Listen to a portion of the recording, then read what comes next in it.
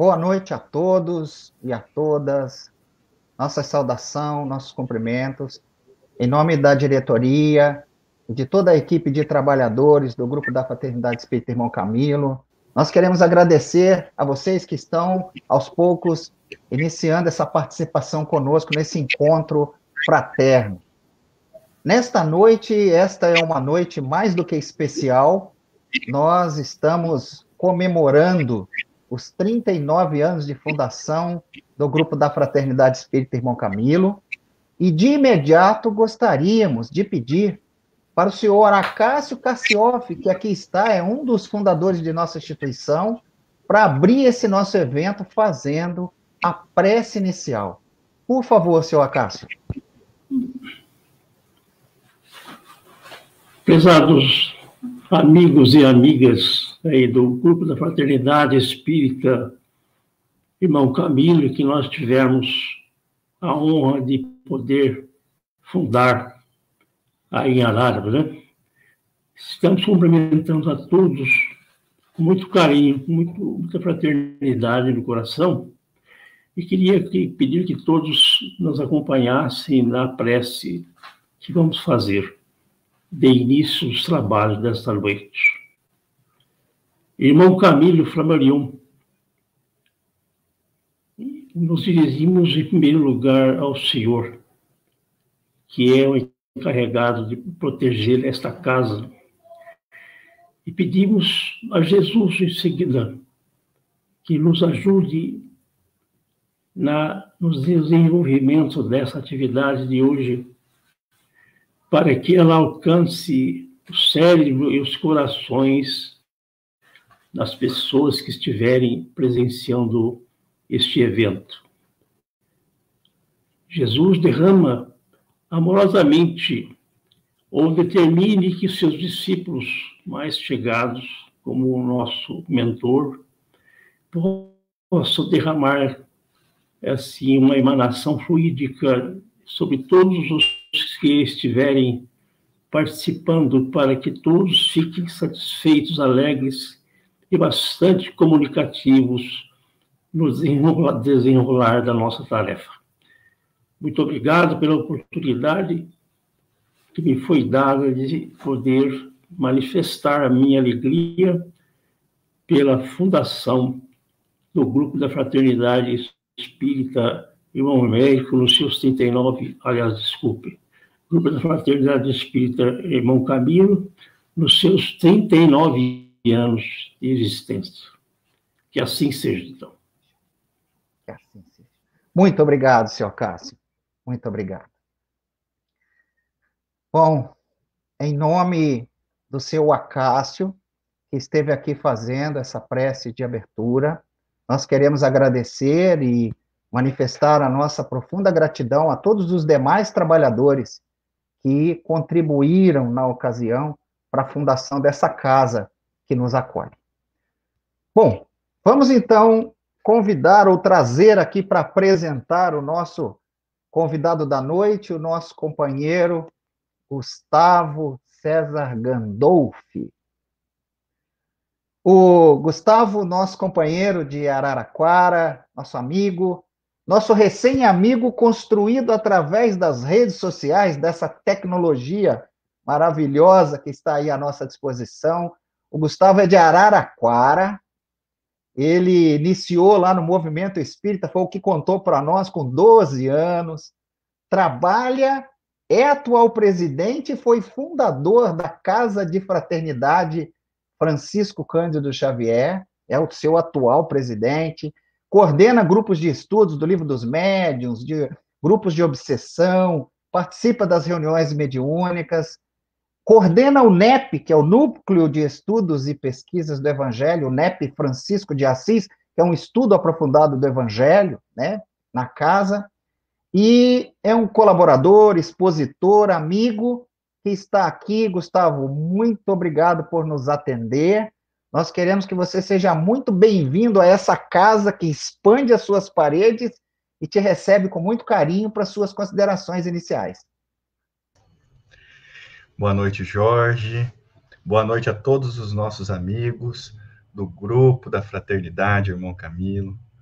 É com muita alegria que nós estamos aqui, né, nessa noite festiva, nessa noite de alegria, onde os corações que vibraram para a construção desse ideal, que materializaram o sentimento do amor ao Cristo, do amor à doutrina espírita, puderam realizar um trabalho que hoje, né, essa semana, se completou aí 39 anos, que nós rogamos a Jesus desde já que venham mais 390 anos de luta, de esperança, da mensagem do Evangelho, da mensagem da doutrina espírita, a todos os corações. Então é uma alegria imensa estar participando disso, poder contar com a presença do seu Acácio, né, realizando aqui essa abertura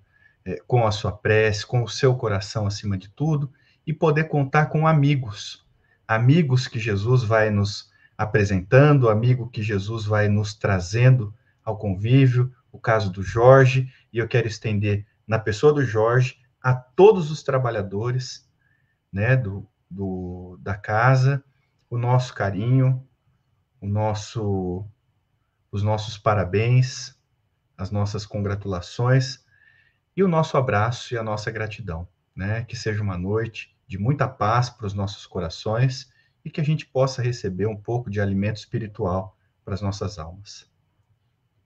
Ok, meu amigo. Agradecemos e vamos começar um pouquinho a aquecer esse bate-papo aqui para ver se a gente aproveita essas vibrações aí que você muito bem colocou.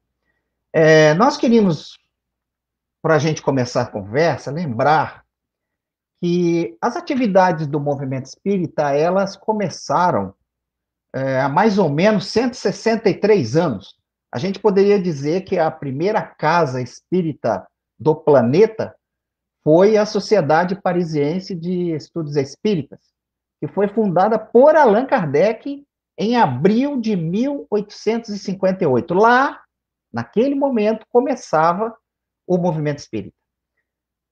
Aqui no Brasil, interessante que no Brasil nós tivemos aí o primeiro movimento registrado na história de grupos iniciantes da doutrina espírita já em 1865, né? Lá em Salvador, na Bahia. Então, aqui no Brasil, não muito tempo depois, começaram os movimentos de discussão, confraternização, contato da doutrina espírita, evidentemente que sabendo que começou muito pequeno, né?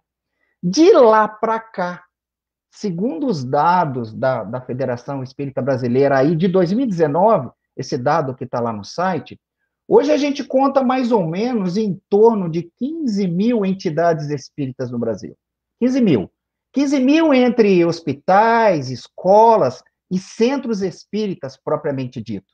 Quer dizer, houve um aumento significativo, né? Um aumento substancioso aí de oportunidades.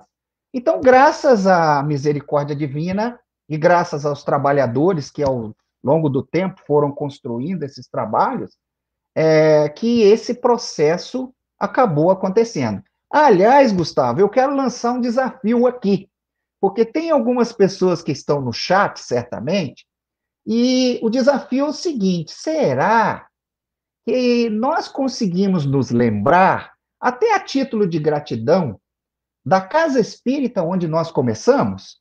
Mas, tem que lembrar, registrar lá a cidade, o nome da casa espírita e o ano que você começou lá. Eu vou pedir para a Alcina, que está no bastidor, para fazer o meu registro. Não vai calcular a minha idade depois dessa, hein? Mas ela vai registrar lá no chat o nome da cidade, a casa espírita onde eu comecei e o ano que isso aconteceu. Fica aí um desafio para os nossos amigos registrarem também, cada um registra o seu. Mas voltando aqui ao nosso assunto, por ser hoje uma noite especial, por estarmos lembrando desses 39 anos de comemoração do Grupo da Fraternidade Espírita Irmão Camilo, nós acabamos aí, num bate-papo com o Gustavo, lançando um tema: templo, hospital ou escola?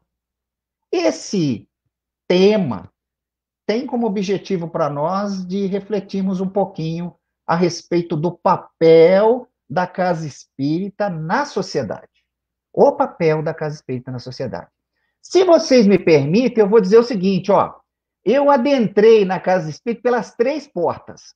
Eu acho que a carência era muito grande, Gustavo. A necessidade era muito grande. Então, eu precisei do templo, precisei do hospital e até me aceitaram na escola, viu? Não foi fácil, mas já aproveitei e já entrei pelas 3 portas. E aí eu começo com você, meu amigo. Qual dessas portas aí você entrou? Olha, Jorge, nós estamos na doutrina desde criança. Não, minha família, né, não era uma família espírita, era uma família católica, mas desde muito criança, né, desde que eu consigo me recordar as memórias, de 5, 6 anos, eu passei a enfrentar muitos problemas com a mediunidade desde cedo, né? Desde muito criança, né? Então, a minha mãe e os meus avós acabaram se socorrendo aí do centro espírita como um hospital, né? E por ser uma criança que demandava um pouco de alguns cuidados. E minha primeira internação nesse hospital, então começou por volta, né? Eu entrei então pela via do hospital, começou por volta aí dos 6, 7 anos, em que eles me levavam às casas, a água, né? A água fluidificada foi um remédio para bronquite, para problemas respiratórios que eu tinha, que não tinham aí solução médica, nem farmacêutica, nem nada. Então, eu comecei como hospital, depois ele ficou ali como escola e templo, né? Porque embora frequentando a casa espírita, a minha mãe ainda insistia que eu fizesse ali os rituais católicos da comunhão, né, da crisma, fui coroinha na época, e mesmo nessa época da igreja, ainda frequentando a casa espírita como hospital, eu buscava ali, né, muito uma conexão com Cristo, e mesmo nessa idade eu não me sentia, né, eu sentia que eu estava em débito com Jesus, e até pensei em seguir o sacerdócio, mas do dia para a noite, assim como ao sair da porta da igreja, eu sabia que eu não seria sacerdote, né? Não iria por esse caminho, né? E aí, a partir dali, dos 12, 13 anos, nós nos vinculamos como a Casa Espírita, como uma escola, como um educandário nosso, e também como um templo. Então, eu acredito que foram as 3 portas, elas foram se abrindo aos poucos, entende, meu amigo? Que bom, Mas entendi. seguir pelas 3 portas. Legal, que bom. Essa questão que você comenta, eu acredito que nós vamos encontrar muita similaridade com grande parte das pessoas que nos ouvem, porque realmente, mesmo eu tendo acessado as 3 portas, porque também a necessidade era grande, mas eu tenho que admitir que a preponderância foi no hospital. Isso aí eu também não tenho dúvida.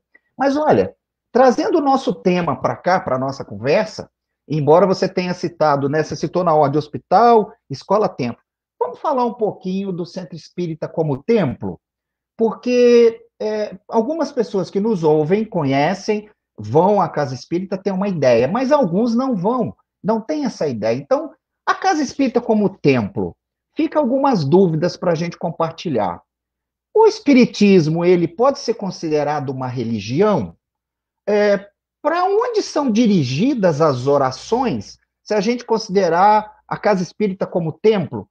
E os centros espíritas, para quem já se dirigiram a uma casa espírita, percebe que é um pouquinho diferente dos templos comuns. Eu gostaria que você comentasse isso para nós. No aspecto da religião, nós temos que, em se tratando do Espiritismo, do Cristo redivivo, da mensagem do Cristo redivivo, em se tratando a doutrina espírita, no aspecto moralizador do Evangelho de Jesus, nós compreendemos, então, poderíamos compreender, então, como uma religião. Nesse sentido, no sentido de que revive o Cristo, revive os ensinamentos do Cristo e traz, na base da transformação moral, dos princípios evangélicos, do cristianismo, sem aqueles erros, sem os equívocos de interpretações anteriores, sem as falhas tão humanas, uma vez que a doutrina espírita é a doutrina dos espíritos, coordenada pelo Espírito da Verdade, não é? Nesse contexto, nós compreendemos, então, a doutrina espírita no seu caráter religioso, né? No aspecto moralizante, no aspecto do Evangelho. Como templo, nós, acredito que nós temos em nós ainda, em decorrência das inúmeras existências em que transitamos, muitas vezes em religiões inúmeras, trazemos ainda em nós marcas ritualísticas, não é? Buscamos ainda um templo estruturado de pedra, com todas as características que nós gravamos no nosso íntimo espiritual, mas a doutrina espírita, o centro espírita, ele é mais que um templo, não é? Ele não pode ser entendido um templo no seu aspecto só formal, né? Nesse aspecto formal, onde se exerce ritualística, onde se exerce adorações, isso nós não encontramos na doutrina espírita. Nós encontramos na doutrina espírita com uma igreja, né? Uma comunidade, e essa comunidade que unida pelo sentimento, unida por o propósito do Cristo, da mensagem da doutrina espírita, forma, assim, o que nós poderíamos colocar como um templo, sem esquecermos de que o maior templo de todos é o nosso coração. Como nos diz, né, Alta de Souza, naquela mensagem fraterna, que ela vai nos dizer isso, né, meu irmão, as tuas preces mais singelas são ouvidas no espaço ilimitado, mas sei que às vezes choras consternado ante a dor que interpelas. Volve ao teu templo interno abandonado, a mais alta de todas as capelas. E as respostas, mas, não é? E aí Deus responde em ti mesmo, ela fala. Então, o nosso maior templo é o nosso coração. Por isso que o Cristo vai dizer que o reino de Deus é obra divina no coração dos homens. Então, antes de nós identificarmos, né, a doutrina espírita nos traz isso.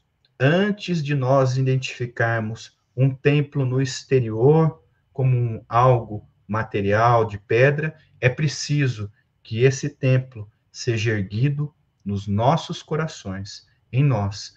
E aí, quando nós nos deparamos com uma pandemia em que as casas têm que ficar todas fechadas, o templo espírita, a casa espírita, o evangelho vivo em nós permanece aberto, não é? Então, nesse Vários aspecto, centros foram abertos a partir dessa ótica dos corações espalhados, né? Antes da pandemia, talvez nós até pudéssemos nos encontrar um dia, mas olha a proximidade de um templo expandindo as paredes do Francisco Cândido Xavier, se unindo às paredes do grupo da Fraternidade Espírita Irmão Camilo e formando um só templo, unidos pelo coração, né? exatamente, meu Muito amigo, bom, exatamente. muito Então, nós entendemos assim. perfeito. E é claro, né, que as nossas orações, nós aprendemos isso com a doutrina espírita, inclusive Kardec traz isso no próprio Evangelho segundo o Espiritismo, sobre as orações, sobre o pedir e obtereis. Aprendemos ali com Cristo, as nossas orações, elas são ouvidas, elas são dirigidas a esses espíritos tutelados pelo Cristo, que vão aí atendendo de acordo com a nossa necessidade, com as nossas possibilidades, e sempre lembrando, de acordo com a nossa programação essencial, com o nosso projeto, com o projeto divino que há em nós. Né? Maravilhoso. Mas, Alta de Souza, de novo, né? As suas preces mais singelas são ouvidas no espaço ilimitado, né? Não tem limite. Esse templo, o templo espírita, ele não tem limite, né? A gente sabe que ele se expande daquelas portas, das janelas, e ele, né, vai além do que os nossos olhos ainda. E é claro que nós precisamos de uma referência, não é? É claro que a gente precisa de um ponto de referência onde essa comunidade ela vai e se encontra e se reúne e se manifesta nessa função, nessa característica, aí nós poderíamos enxergar como um templo, né? Mas apenas, na nossa opinião, apenas dessa maneira, sem necessidades de termos ali, a gente já sabe, qualquer ritualística, qualquer adoração, a nossa ritualística, a nossa união é o sentimento. Isso nós temos aprendido com Jesus e com a doutrina espírita. Muito bom, Gustavo. Gustavo, você comentou que quando chegou à Casa Espírita lá atrás, e também eu tenho que admitir que a preponderância também foi por aí, mas se nós analisarmos a doutrina espírita, ou perdão, o centro espírita no seu papel de hospital, obviamente que nós temos que entender esse negócio de hospital aí. Que hospital é esse? Por que que nós, e que tipo de atividade nós acabamos sendo acolhidos e beneficiados no Hospital Casa Espírita? No hospital, né? Nós chegamos todos enfermos da alma. Somos espíritos em jornada evolutiva, num processo de crescimento que trazemos especialmente a nossa alma ainda muito enferma, a nossa alma ainda, né, com muitas chagas, com muitas feridas, com muitos machucados que precisam ser cuidados, que precisam ser ali aplicada a medicação correta, né, precisam da higienização perfeita. Então, nós vamos encontrar nesse hospital magnífico esse cuidado para nossa alma. E é evidente também que nós encontramos nessa terapêutica espírita, sendo ela um hospital que vai administrando isso também, nós encontramos ali os recursos que os benfeitores espirituais utilizam em caso de necessidades, às vezes, muitas vezes, física, que nós podemos ter. Então, nós temos, pela terapêutica do passe, não é? Nós temos, nessa terapêutica espírita, a água fluidificada, que são os recursos que nós aprendemos, né? Que nós aprendemos na doutrina espírita, que são esses recursos terapêuticos que são utilizados através dos médiuns, a atuação direta dos espíritos, para tratar das enfermidades, muitas vezes, física. Mas esse hospital, né, recebe constantemente, mais do que as questões físicas, eu vejo hoje, os acidentes, né, os acidentados da alma, para tratar esse hospital que cuida das nossas doenças íntimas, que são muito mais penosas do que um adoecimento do corpo físico. Porque se nós, como espíritas, já temos a reencarnação como uma regra, não é? Se já temos a pluralidade das existências como uma regra, nós sabemos que o corpo físico, uma hora, ele vai adoecer e vai parar. Mas nós continuamos. E aí é o importante, como nós continuamos. Então, essa terapêutica espírita trabalha nesse hospital grandioso, né, trabalhando a cura dessas almas. Através do quê? Né? Através da pedagogia, vou puxar para você aí, Jorge, da pedagogia do Cristo, né? O grande médico de almas. Então, quando a gente busca a casa espírita como esse hospital, e que a gente busque ela e busque o Cristo, mas não apenas o Cristo médico das almas no aspecto físico, mas aquele que nos disse: vinde a mim, todos vós que estáis cansados e fatigados, e eu vos aliviarei. Tomai sobre vós o meu jugo e aprendei comigo, que sou brando e humilde de coração, e encontrarei repouso para as vossas almas. Essa terapêutica, meu amigo, essa pedagogia, esse hospital tem cuidado tanto de nós, tem cuidado dessas nossas feridas.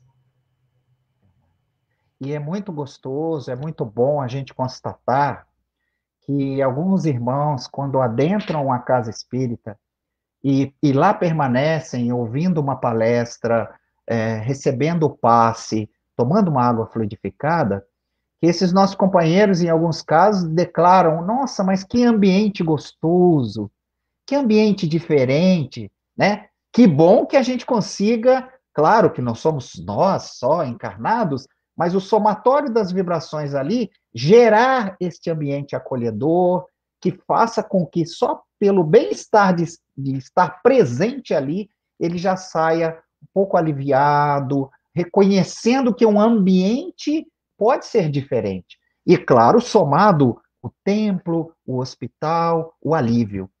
Agora, você comentou, e nosso desafio aqui: templo, hospital, escola. Por que escola? Dá para aprender alguma coisa dentro da casa espírita? A casa espírita vai ensinar o quê? O que tem lá? Jorge, o Emmanuel, né, vai comentando sobre as diversas religiões. Ele vai dizer que cada denominação religiosa, ela representa um educandário, onde o aluno matricula-se ali para aprender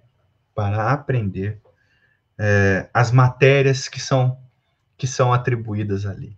Com a doutrina espírita, nós a formação não, né, mas a preocupação de Kardec não era criar doutores de doutrina espírita, não é? Mas que a gente aprendesse a essência moral do Cristo e, né, nós aprendemos na doutrina espírita as leis naturais, a reconhecê-las novamente, uma vez que nós desviamos. Nós aprendemos ali a primeira pergunta do Livro dos Espíritos: que é Deus? né? Jesus já nos havia ensinado a chamá-lo de Pai. Mas como se estabelece? Nós aprendemos na doutrina espírita, no seu aspecto filosófico, as perguntas que os filósofos, desde a antiguidade, venham fazendo: quem eu sou? Da onde eu vim? Para onde eu vou? O que eu tenho que fazer aqui? O que me cabe? O que é Deus? O que é natureza? Por que acontece isso? Por que acontece aquilo? Nós vamos aprendendo essa dinâmica desse Criador que tudo movimenta sem nada se mover. Não é? E conta como nós, como alunos, que compreendendo a realidade da vida, acima de tudo, a vida maior, que é a vida do espírito, que a gente consiga, com essas lições aprendidas, durante a prova, durante o testemunho, a gente passe pelo exame e consiga avançar para graus maiores, né? Esse é o caminho dessa escola. Então, nós aprendemos nessa escola todas essas matérias, né? E respondemos aí perguntas essenciais do homem, sem contar o vasto conhecimento que nós podemos destacar, que a gente vai encontrando na doutrina espírita. Conhecimento científico, conhecimento pedagógico, conhecimento filosófico, além dos conhecimentos espíritas, né? Outro dia eu vi uma publicação que foi feita numa revista internacional de medicina, muito renomada, por pesquisadores brasileiros, que trouxeram aí 20 anos de antecipação de descobertas científicas nas obras de André Luiz. Não é? E não tem quem contestou. Nós aprendemos com Kardec que a doutrina espírita traz essas respostas a essas questões filosóficas que até hoje não vejo nenhum contraponto. Por isso que ele diz, né? Da fé raciocinada é aquela que enfrenta a razão em todas as épocas da humanidade. Nós vemos isso, que a doutrina espírita nos ensina como escola a fé raciocinada, a fé pensada, a fé refletida, não acreditar por acreditar, porque fica naquela fé frágil, que qualquer ventania vem e desmorona. Então, nós temos na doutrina espírita como esse grande educandário da alma. Muito bom. Chega a ser meio assustador, não sei se você vai concordar comigo, a vasta literatura disponibilizada pela doutrina espírita para nós. Quando a gente olha uma biblioteca espírita, com toda a sua gama de revista espírita, só a revista espírita, só no sentido. Allan Kardec já dá estudo para N encarnações, né? Para N encarnações. Maravilhoso, né? Agora, o Gustavo, veja, nós falamos de templo, falamos de hospital, nós estamos falando de escola, eu estou vendo que parece que tem muito trabalho na Casa Espírita. Pelo jeito aí, vai precisar de muita gente para poder cuidar de tudo isso, né? Porque para a escola, para o templo, para todas as atividades, e muitas que são feitas, eu acho que deve exigir aí pessoas com potenciais e características bem diferentes. Tem trabalho para todo mundo na Casa Espírita? Ou a gente vai ficar só usufruindo lá? O trabalho tem para todos, não é?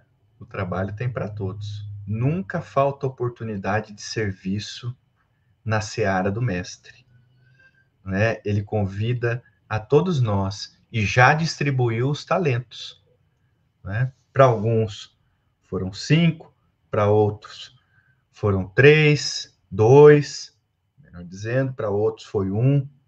O problema, muitas vezes, Jorge, é que nós buscamos a casa espírita como um hospital, recebemos aquilo que nós precisávamos, ou seja, alcançamos ali na terapêutica espírita o processo de libertação.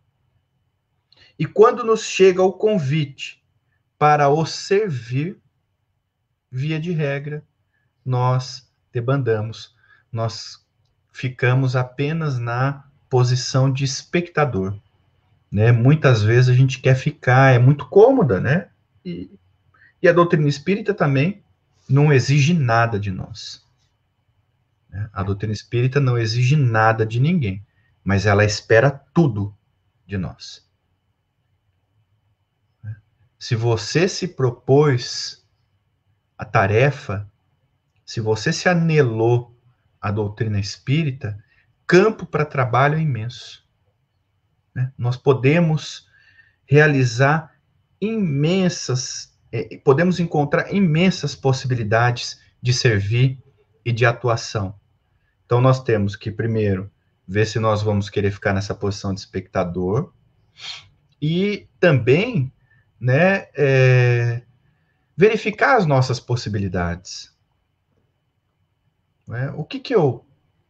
Não escolher a tarefa que eu desejo servir, mas servir naquilo que eu fui chamado para servir. Servir naquilo que eu fui convidado.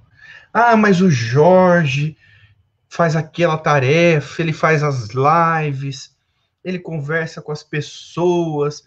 Eu queria... Mas é o trabalho do Jorge.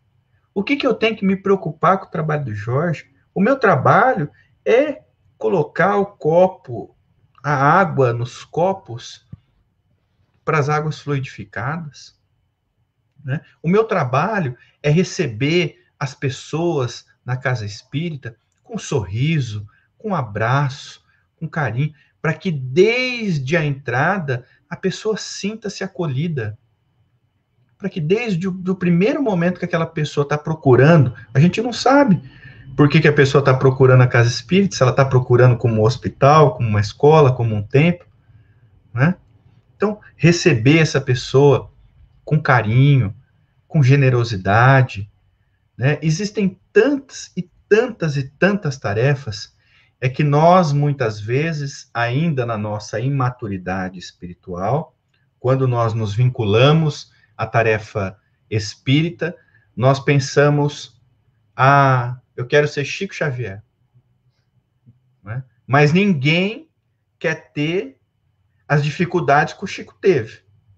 Né? Eu só quero ser um médium excepcional. Né? Que psicografa com 2 mãos, de trás para frente, em outras línguas, muitos livros, mas só passar pelas renúncias que o Chico teve que passar, ninguém quer. Então, eu penso que trabalho tem assim, inúmeros convites, inúmeros. O que a gente não precisa é escolher. Né? Já existe ali uma organização que está funcionando e está te recebendo, e te acolheu. E olha, naquele momento, aquela organização te direcionou. Olha, diante de tudo, eu acredito que você vai conseguir. Começa a servir aqui. Começa a ajudar ali. Né? Começa a ajudar lavando um prato. Começa a ser médio de limpeza. Vocês sabem o que é ser médio de limpeza? Né? É aquele médio que pega a vassoura e varre o chão da casa espírita, que deixa a casa espírita em ordem. Tem um caso, ô Jorge, se me permite, rapidinho. Claro. O Chico, né, um caso com o Chico. Tinha uma senhora que trabalhava lá no grupo da prece, e ela chegava antes de todo mundo. Ela chegava antes de qualquer pessoa, limpava toda a casa espírita. Enquanto ela limpava, ela ia fazendo prece, ela ia cantando, ela ia limpando, ela deixava tudo arrumado. O Chico não tinha como ir antes, porque ele trabalhava e tudo mais. E algumas outras pessoas. Então, aquela pessoa, ela foi designada para aquela tarefa e ela ia e fazia com todo amor. E aí o Chico conta que em determinado... E depois, né, a Casa da Prece, não sei quem conhece lá ou quem não conhece, mas é um lugar pequeno. E ficava aquela coisa. E ela ficava lá quietinha no cantinho, quando começavam as reuniões. Em determinado dia, o Chico sentou-se à mesa, colocou-se ali na posição que ele costumava ficar para a psicografia, e narra o Chico, então, que ele viu, né, o espírito de Emmanuel entrando. Ele falou, bom, vai começar o trabalho, né? Aí ele olhou, Emmanuel não veio na direção dele ali, não. Foi lá e deu um beijo nessa senhora. Dali a pouco entrou Bezerra e ia lá primeiro e dava um beijo nessa senhora. Todos esses espíritos derramavam emanações fluídicas, o beijo, né? Essa emanação fluídica naquela senhora, em gratidão por aquele trabalho, em gratidão por aquele serviço prestado. Porque não fosse ela, aquelas pessoas que chegaram depois, que estavam lá todas acomodadas, num ambiente limpo, num ambiente bom, não teriam esse tipo de ambiente, né? Então, nós construímos esse ambiente. Então, nós podemos servir de tantas as formas, né? É o nosso sentimento que vai contar, sem olhar a tarefa do outro, se preocupar com a Isso é nossa. isso é muito interessante, porque nas atividades profissionais, nas atividades de trabalho, o mundo de uma maneira geral, ele traz uma inversão, às vezes, de valores das tarefas, né? Por exemplo, a Andrea, ela coloca uma coisa aqui interessante. A Andrea coloca assim, ó: quando se conhece a doutrina, inevitável não ressignificar o seu viver. Nesse sentido que você está falando do trabalho, da contribuição da casa, a casa espírita não é só para nos servir. Nós temos oportunidades para fazer algo lá, concorda? É uma oportunidade que nos é concedida para devolver um pouco, ou eu diria, só uma parcelinha, da imensa misericórdia que a gente recebe lá. Você concorda? Muito. E mais, né? Eu penso que a casa espírita, ela nunca é para nos servir. Nunca. Né? A casa espírita, assim como o nosso lar, né, a nossa casa, ela é ali a oportunidade de ajustamento também, onde nós, como você mesmo disse, devolvemos para o próximo aquilo que nós recebemos, onde nós expressamos para o outro aquilo que Jesus nos ensinou.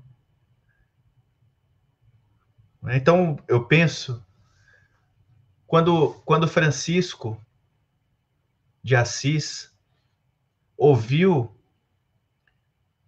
Jesus dizer a ele, Francisco, reconstrói a minha igreja, né? E ele ficou ali tentando, inicialmente, erguer de novo aquela capela em ruínas, né? E aí ele viu que não era essa igreja que era para ser reconstruída, e que o processo era devolver para o outro aquilo que ele havia recebido, né? Era utilizar daquela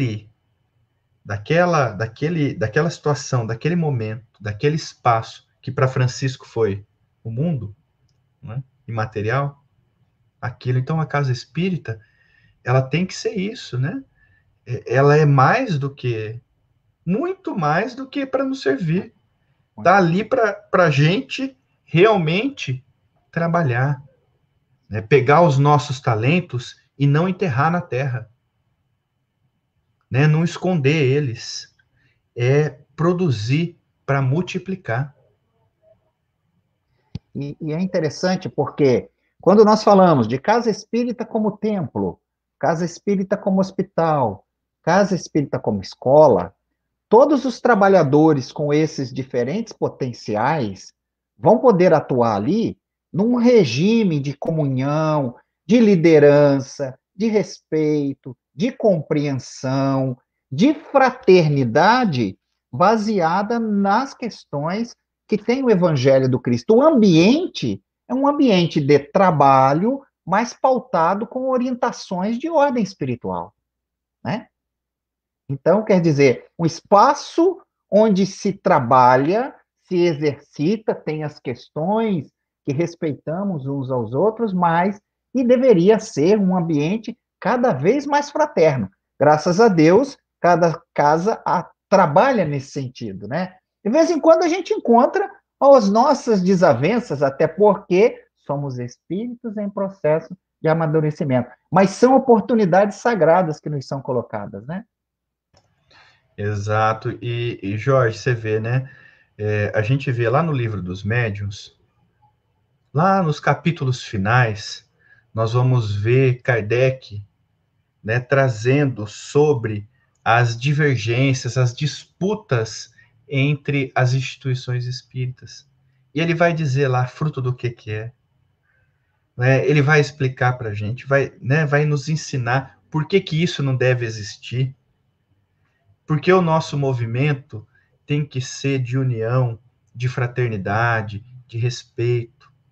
Nós somos todos irmãos em caminhada, todos alunos dessa mesma escola, todos internos desse mesmo hospital, todos comungantes desse mesmo templo, sem que ninguém, embora a posição que esteja hoje, como dirigente, coordenador, isso aqui, ninguém está acima do Cristo e ninguém está acima da doutrina espírita. Esse deve ser o nosso norte, esse deve ser a nossa coordenação. Deus, Cristo, doutrina espírita, não é? A base nós temos recebido tanto já, nós não precisamos mais disso, né? Dessas divergências. E é normal que isso aconteça, na Casa do Caminho acontecia, não é? Na Casa do Caminho acontecia, não é? A gente lembra, quem leu Paulo Estevão, quem não leu, leia, quem leu, releia. Não é? A gente lembra ali das disputas de Tiago com Paulo, Pedro no meio, né? Uma hora ele apoiava Paulo, outra hora ele apoiava Tiago, mas numa hora ele teve que ter o centro, e o centro era o Cristo. Então, eu acredito que nós precisamos, e nós perdemos muito disso, Jorge. Nós perdemos muito do Cristo no centro da doutrina espírita. Quando nós colocarmos o Cristo no centro da doutrina espírita novamente, eu acredito que todo esse processo que se acampou no movimento espírita de desunião, de separatismo, de disputas políticas e outras mais, eles vão desaparecer. Mas como alunos, nós ainda precisamos passar por essa prova que estamos reprovando muitas vezes. Estamos em recuperação. Ainda existem lições a serem aprendidas. Ainda assim. Agora, Muito, você como um jovem presidente de uma instituição espírita, como é que você vê a questão das novas gerações, o preparo das novas gerações, as crianças e o jovem? Tem espaço para a criança e o jovem na casa espírita? Não pode faltar espaço, né? Não pode Se não tiver, faltar. nós temos que criar. Exatamente, não pode faltar espaço para o jovem e para a criança na casa espírita. Aliás, no próprio livro dos médiuns, né, nós vamos ver na parte final também, nesse mesmo capítulo, mas antes das divergências das casas espíritas, eu não lembro o tópico agora, mas nós vamos ver Kardec dizendo que os médiuns, embora são essenciais, eles não são indispensáveis para o funcionamento da casa espírita, porque o essencial para a casa espírita é outro, é do aprimoramento íntimo, não apenas a reunião mediúnica, não apenas o mediunismo. E às vezes nós estamos fazendo o caminho inverso, sem ler Kardec, né? Sem se ocupar de Kardec, que é a base da doutrina espírita, que é a doutrina espírita, né? Doutrina espírita é Kardec. Né? Doutrina espírita é a codificação. Então, quando a gente se ocupa dele, a gente tem direção. E aí, Quando nós não nos ocupamos, nós estamos privilegiando mediunismo, fenômenos mediúnicos, e desprivilegiando o trabalho da formação, da educação, do cuidado com os nossos jovens, do cuidado com as nossas crianças, né? Porque são eles que vão herdar, e eles vão herdar o quê da gente? Manifestação mediúnica? É isso? Você vê, Jorge, como é importante a casa espírita. Eu vou contar um caso aqui da casa de fraternidade mesmo. Existe um jovem que ele começou na nossa mocidade. Desculpa, na nossa evangelização. Começou na casa na evangelização, né? A família tal, dali do bairro mesmo. Nós estamos situados numa posição periférica de Araraquara. E ele começou desde a evangelização com a gente. E era uma vez por semana. Depois esse menino começou a trabalhar ali. Sempre que tinha alguma atividade da casa, ele sempre aparecia. Porque lá fora a situação estava difícil, né? E ali a nossa preocupação com as crianças é trabalhar o sentimento, né? É a resposta que essas crianças podem dar para o mundo quando a dificuldade vem. Enfim, ele foi, e ele tinha que ir lidando com uma realidade aqui, com a outra aqui, com as oportunidades. Enfim, foi para a mocidade, começou a mocidade, veio a pandemia. Tivemos que, né? Os evangelizadores até tentaram fazer encontros virtuais, mas como a maioria não tem o acesso à internet, a tecnologia é ainda um pouco precária, enfim, e tudo, ele acabou se ausentando e acabou se afastando da mocidade, e a mocidade sem as atividades. No começo desse ano, a mãe nos procurou, que ele passou a se envolver com drogas, né, no bairro. Os evangelizadores foram, com toda a proteção, com tudo necessário, conversaram com ele, conversaram com a mãe, foram mais uma semana, procuraram estar perto. Ele começou a sentir de novo, mas a falta daquele espaço na sociedade, né, a falta daquele espaço para manifestação, para compreender aquele coração, né, a mãe teve que mudar de cidade com ele, para que ele pudesse ficar longe daquelas companhias, já que as outras companhias não estavam mais perto dele, né? Então, olha a importância que a gente tem que ter com as casas espíritas, com as crianças, com os adolescentes, com os jovens, não só pensando neles como futuros dirigentes das casas espíritas, não, mas como seres humanos, né, com dignidade, né? Um espírito a caminho de uma educação espiritual, né? Uma educação do espírito. Isso, exatamente, é isso que eu ia falar, né? A gente tem que pensar que nós estamos educando o espírito, não é? Então é essencial a gente ter isso, essencial. Se tiver que ter se a casa espírita chegou e falou assim, olha, Jorge, você tem só esse horário para funcionar, e aí você tem que decidir reunião mediúnica ou evangelização. E, Gustavo, vou tirar você dessa bomba. Você tem que decidir entre reunião mediúnica ou evangelização e mocidade. Fecha a reunião mediúnica, fica com a mocidade, com a evangelização. Os espíritos dão conta perfeitamente dos processos, né, do alto. E sim, contam com a gente para ajudar aqueles que estão encarnados. E eu estou contigo nessa. Não é bomba, não. Eu estou ao seu lado nessa decisão.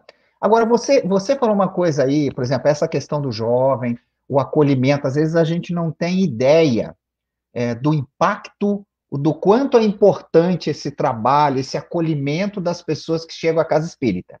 E uma coisa curiosa, que tanto na sua casa aí, eu vou falar de sua, que você trabalha, tanto a nossa aqui, tem o nome fraternidade no nome. Aí eu queria aproveitar, já que tem fraternidade aí, tem fraternidade, pelo menos no nome, a minha preocupação. Será que a gente está conseguindo fazer um acolhimento das pessoas recém-chegadas à casa espírita? Como é que será? Qual seria o caminho para a gente realmente acolher esses corações que você colocou que chega um coração, às vezes, com dores, que precisa ser encaminhado para o hospital, ou às vezes ele precisa do hospital e do templo, ou às vezes precisa dos três. Será que nós estamos sabendo fazer, ou como fazer esse acolhimento de forma fraterna, principalmente considerando esse mundo caótico que a gente está vivendo? Jorge, só sobre a questão da fraternidade, né? Emmanuel vai dizer, né, que o Espiritismo não será a religião do futuro, a religião do futuro será a fraternidade. Então, a fraternidade tem que ser, né, tem que estar ali, ó, na essência, né, na essência das nossas instituições. Agora, se nós estamos sabendo acolher ou não, né, eu acredito que essa deve ser uma avaliação, principalmente daqueles que estão aí na coordenação. A instituição espírita, ela deve ter, na sua essência, além da fraternidade, e aí eu acredito que como aspecto da fraternidade, duas características: consolar e esclarecer. A gente está consolando o coração que chega, ou a gente está com aquela frase feita, fica tranquilo, tudo passa? Não é? A gente está esclarecendo uma mente atormentada, um coração com dor, ou nós estamos ali, não é? Isso é mediunidade, vai trabalhar que passa. Nós vemos ainda muitos equívocos dessa forma. Então, eu acredito que a primeira forma para nós, isso eu vou dizer aqui pela Casa de Fraternidade, tá? A primeira forma para a gente acolher, ver se nós estamos acolhendo, né? É como as pessoas são recebidas na hora que elas chegam. Com um sorriso, mas com um sorriso verdadeiro. Não é aquele sorriso só mostrando os dentes, não. Né? Com um sorriso verdadeiro, com um abraço, com uma saudação fraterna. Né? No atendimento fraterno, trabalhar ali a qualificação daquelas pessoas que fazem o atendimento fraterno, para que aprendam a ouvir e que aprendam que o atendimento fraterno não é uma sessão de terapia, nem deve ser e não é uma sessão de terapia. Né? Fazer esse trabalho de qualificação nos atendimentos fraternos, fazer o trabalho de elucidação dessas consciências acerca do que realmente consola. E aí nós vamos ver que é o Evangelho.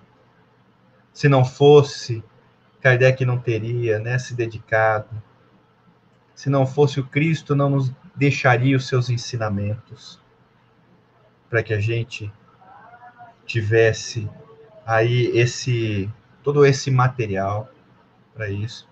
Então, eu penso que a coordenação dos trabalhos deve avaliar, não é, como essas pessoas tem o feedback, né? A gente sempre tem um retorno daqueles que vão à casa espírita, né? Vão, falam, olha, que foi muito bom, eu fui recebida muito bem, eu senti meu coração tão aquecido, não é? E hoje, você falou desses tempos caóticos que nós estamos vivendo, né? Antigamente, eu digo que antigamente nós víamos as pessoas procurando a casa espírita em razão dos processos obsessivos que se iniciavam primeiro no aspecto espiritual e depois a atormentação né, atormentadas em outros aspectos da vida. Hoje o caminho é inverso, né? Hoje as pessoas elas estão atormentadas na sua vida diária e isso tem desencadeado os processos obsessivos. Acima de tudo, quando nós esclarecemos, acima de tudo, quando nós temos ali na fundação da casa espírita o Cristo, nós vamos poder ter essa avaliação íntima melhor qualificada de se estamos ou não cumprindo a nossa missão. Gustavo, a gente tem visto ultimamente, você é coordenador do NEP, Núcleo de Estudos, alguns falam pesquisas, outros estão mudando essa pesquisa para a prática do Evangelho, né? Acho que você já deve ter ouvido isso. Os estudos do Evangelho, as pesquisas em torno do Evangelho, as reflexões em torno do Evangelho, me parece que tem sensibilizado as casas espíritas ultimamente. E acho que você vai concordar comigo, nunca estivemos tão necessitados de refletir, de meditar, de colocar em prática esses ensinos, não como uma questão de religiosidade, de religião, não, mas como guia e modelo. Acho que eu gostaria que você falasse disso. Meu amigo, você tocou ali bem na fala da Alcione, né? A mensagem do Evangelho, ela tem que ser lida, refletida, sentida e vivida. Esse é o caminho, a proposta, né, que o NEP vem trazer para nós. Não é formar doutores, não é formar PhDs no conhecimento do Evangelho, né, mas é realmente buscar o espírito do texto, não a letra, né? O espírito do texto. Kardec fez isso quando trouxe o Evangelho segundo o Espiritismo para nós, né? Ele destacava as passagens do Evangelho, os comentários de Kardec e depois ainda as instruções dos Espíritos, para que a gente compreendesse realmente como um guia que nós seguimos, né? Como um roteiro para as nossas vidas, não nesse aspecto santificador, não nesse aspecto religioso, mas no aspecto transformador e libertador de consciências. Esse é o Cristo, né? Esse é o Cristo que a doutrina apresenta a todos nós. Esse é o Cristo que nós temos conhecido, né, e que nós acessamos nesse estudo do Evangelho. E o estudo do Evangelho tem que ter essa característica, né, de consolar realmente o coração e de esclarecer, de compreender. Então, nunca, eu brinco, Jorge, que a gente está tão preocupado em falar em transição planetária, a gente está tão preocupado em falar em mundo de regeneração, em data limite, nessas coisas todas que vão falando aí, né? Sim. E a gente está deixando de se preocupar conosco. Porque olhar para o Evangelho é olhar para nós mesmos, né? É olhar para a nossa intimidade, é olhar para a gente e procurar crescer com aquilo. Olhar para o Evangelho é isso. Né? Esse convite de Jesus, né? Tô aqui, tô dando a mão, vem cá, né? Levanta. E a gente precisa entender que Cristo, né? Que o Evangelho nunca fica ultrapassado. Nunca, né? As palavras do Cristo são palavras de vida eterna. Ou seja, são palavras imperecíveis. Não se perdem no tempo, no espaço, em nada. E às vezes a gente acredita que Jesus está ultrapassado, né, antiquado. Aí a gente fala que Kardec está ultrapassado também.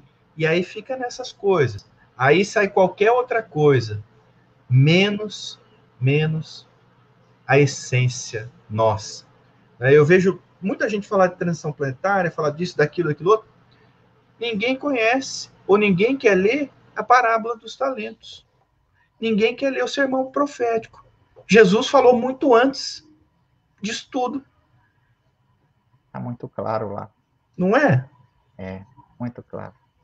Mas para isso, precisa pesquisar, precisa estudar, precisa investir um pouco do tempo, algo que nós deixamos para trás, né?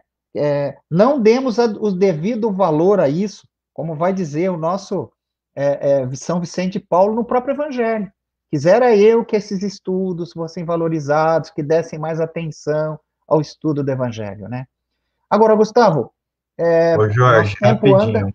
Fala. rapidinho. Você como professor, né, como pedagogo, como educador, você sabe mais do que ninguém, né? A importância que tem o estudo. E a gente desacostumou a aprender, né? Nós nos desacostumamos a estudar, a aprender e a refletir. A gente quer o bolo pronto e de preferência fatiado, né? Só para eu pegar e comer. Nós não queremos pegar a receita, ler ela, pegar os ingredientes, preparar, esperar o tempo, deixar o bolo, sentir o cheiro do bolo fazendo, né? Aí pegar ele e servir. Não, né? Verdade.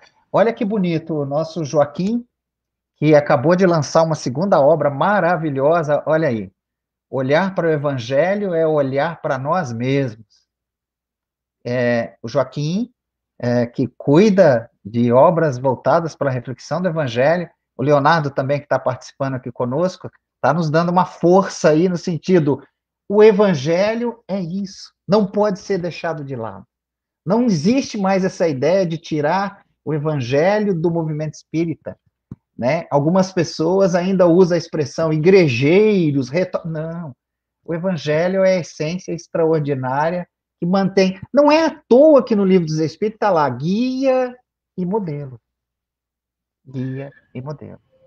Não fosse o Cristo o centro da doutrina espírita, nós não teríamos aí a coordenação do Espírito da Verdade. E aí, Tá gente, vendo? estudem, Então, vocês vão entender que a gente está falando aqui. Ô, Gustavo, nós estamos, o tempo passa, rapaz, eu não consigo segurar esse relógio, ele passa rápido, mais rápido do que eu.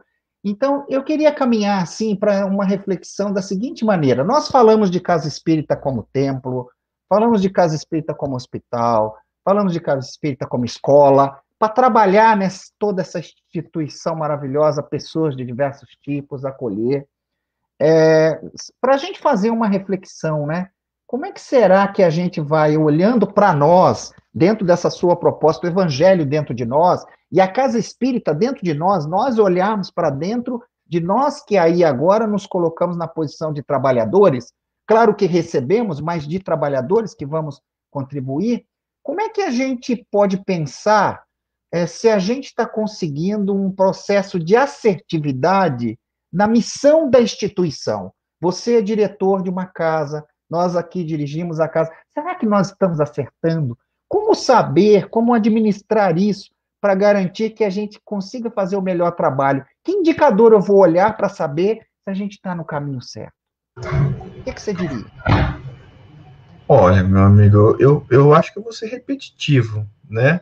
Mas eu vou dizer que o indicador é o evangelho, o indicador é a codificação, não é?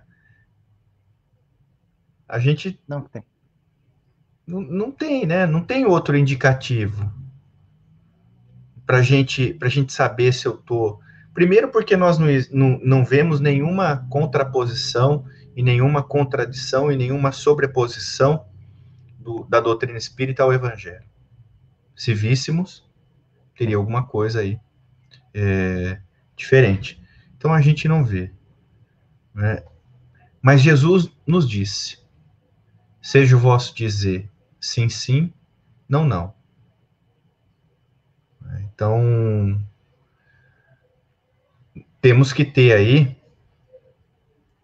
a responsabilidade, principalmente aqueles que ocupam, né, provisoriamente, coordenações, direções das casas espíritas, de não fazer arranjismos, de não querer que a doutrina espírita se amolde à minha necessidade em particular.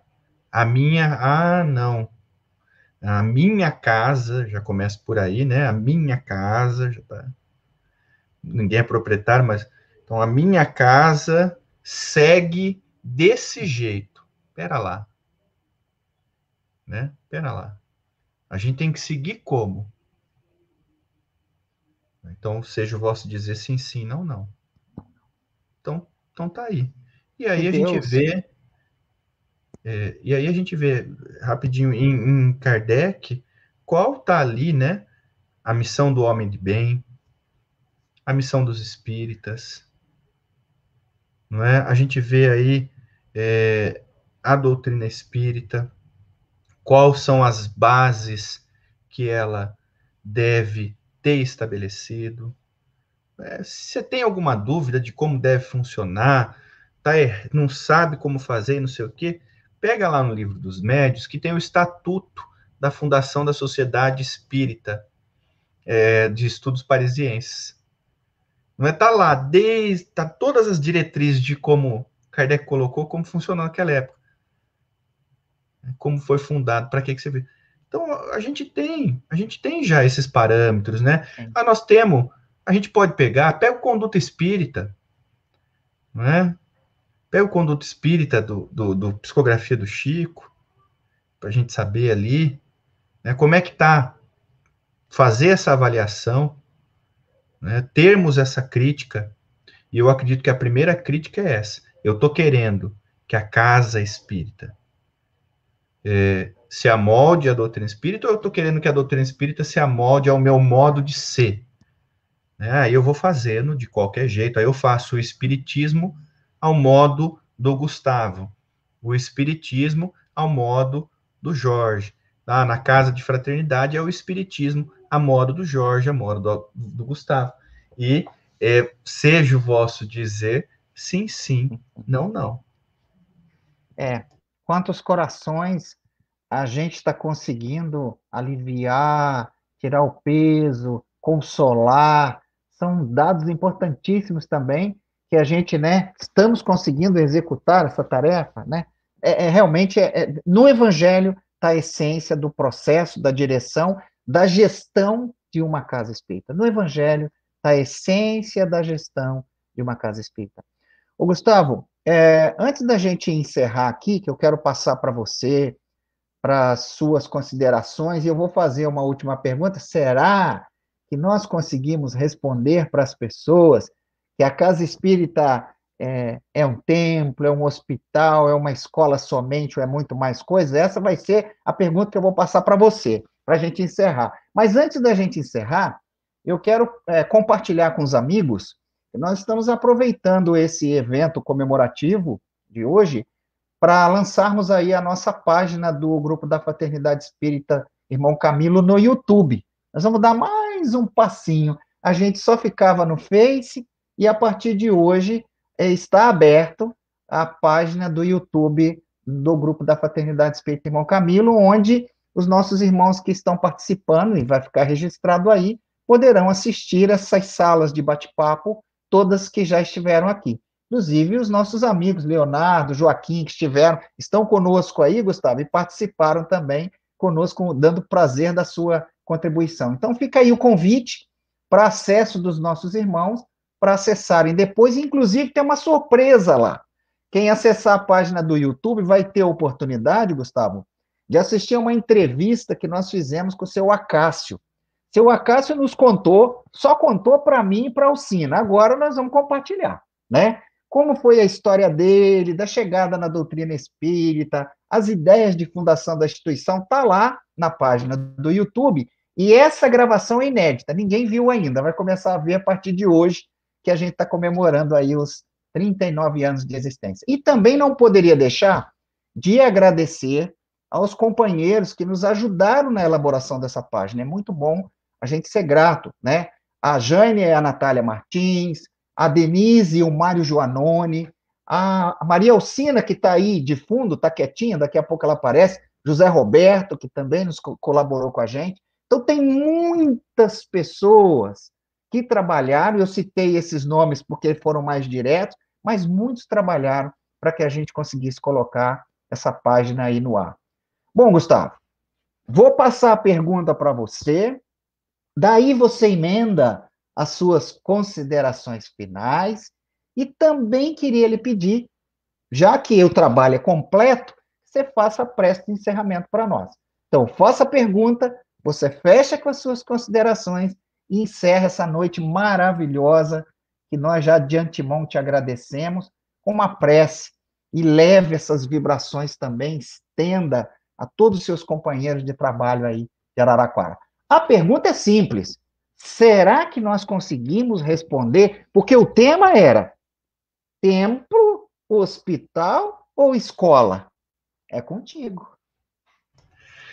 Meu amigo, eu acredito que nós, né, de forma objetiva, trouxemos propostas de reflexões para os nossos amigos.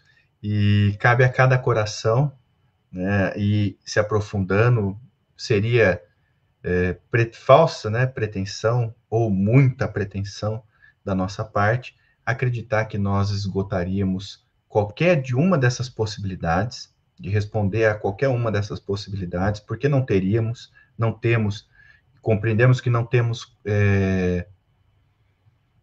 capacidade para isso, não é? Não está na nossa não está na nossa posição também ser aí aquele que dá a palavra final, mas acredito que são propostas de reflexões e que de forma bem objetiva conseguimos aí trazer para que fique o convite.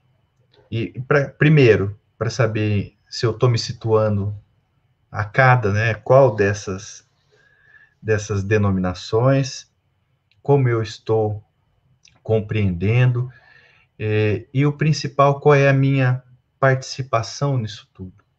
Como é que eu estou me movimentando em relação à doutrina? Né? O que eu posso contribuir? O que eu espero dela e o que eu estou devolvendo para ela?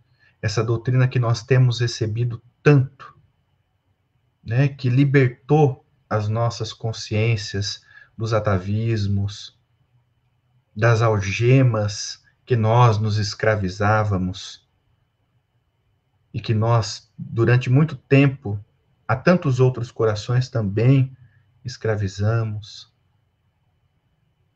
Então, eu penso que, respondendo a sua pergunta, que nós, acredito que seguimos esse caminho.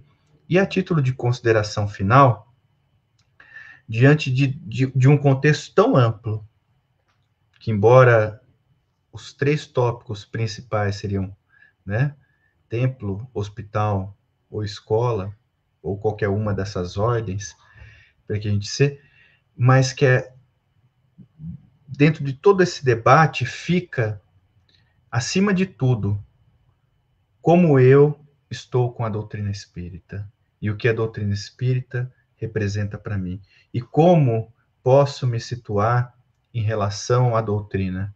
E aí eu gostaria de pegar emprestada, claro, né, do benfeitor Emmanuel, pelas mãos luminosas sempre do Chico, lá no livro Religião dos Espíritos, quando Emmanuel está comentando a questão 838, e Emmanuel vai nos dizer o seguinte, que toda religião, ou melhor dizendo, né, toda crença é respeitável. No entanto, se buscaste a doutrina espírita, não lhe negues fidelidade. Toda religião é sublime. No entanto, só a doutrina espírita consegue explicar os fenômenos mediúnicos em que toda religião se baseia. Toda religião é santa nas intenções. No entanto, só a doutrina espírita pode guiar-te na solução dos problemas do ser, do destino e da dor. Toda religião auxilia. No entanto, só a doutrina espírita é capaz de exonerar-te do pavor ilusório do inferno, que apenas subsiste na consciência culpada. Toda religião é conforto na morte. No entanto, só a doutrina espírita é suscetível de discerrar a continuidade da vida além do sepulcro. Toda religião apregou o bem como preço do paraíso aos seus profitentes. No entanto, só a doutrina espírita estabelece a caridade incondicional como simples dever. Toda religião exorciza espíritos infelizes. No entanto, só a doutrina espírita se dispõe a abraçá-los como doentes, neles reconhecendo as próprias criaturas humanas desencarnadas em outras faixas de evolução. Toda religião educa sempre. No entanto, só a doutrina espírita é aquela que se permite o livre exame com um sentimento livre de compreensões dogmáticas, para que a fé contemple a razão face a face. Toda religião fala de penas e recompensas. No entanto, só a doutrina espírita elucida que todos colheremos conforme a plantação que tenhamos lançado à vida, sem qualquer privilégio na justiça divina. Toda religião é erguida em princípios nobres, mesmo as que vigem nos outros continentes, embora nos pareçam estranhos, guardam a essência cristã. No entanto, só a doutrina espírita nos oferece a chave precisa para a verdadeira interpretação do Evangelho. Porque a doutrina espírita é em si a liberalidade e o entendimento. A quem julgue, seja ela obrigada a misturar-se com as aventuras marginais e com todos os exotismos, sob pena de fugir aos impositivos da fraternidade que veicula. Dignifica, assim, a doutrina que te consola e liberta, vigiando-lhe a pureza e a simplicidade, para que não colabores, sem perceber, nos vícios da ignorância e nos crimes do pensamento. Espírita deve ser o teu caráter, ainda mesmo te sintas em reajustes depois da queda. Espírita deve ser a tua conduta, ainda mesmo que estejas em duras experiências. Espírita deve ser o nome do teu nome, ainda mesmo respires em aflitivos combates contigo mesmo.